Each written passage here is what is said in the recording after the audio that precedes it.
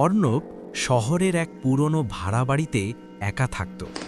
বাড়িটা ছিল খুব সস্তা, তাই বেশি প্রশ্ন না করেই সে উঠে পড়েছিল সেখানে।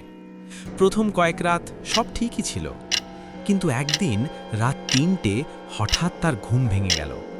কারণ ড্রেসিং টেবিলের আয়নাটা থেকে টক টক শব্দ আসছিল।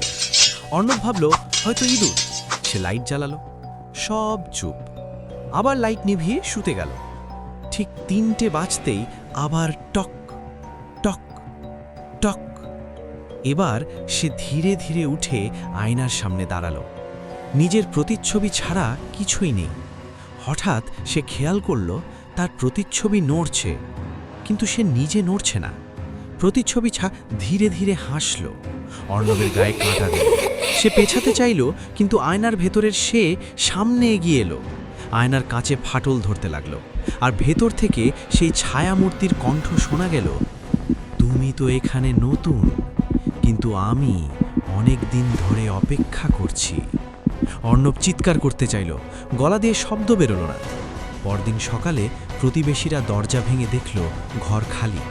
ড্রেসিং টেবিলের আয়নায় শুধু একটাই জিনিস, অর্ণব দাঁড়িয়ে আছে, কিন্তু তার চোখ দুটো সম্পূর্ণ কালো।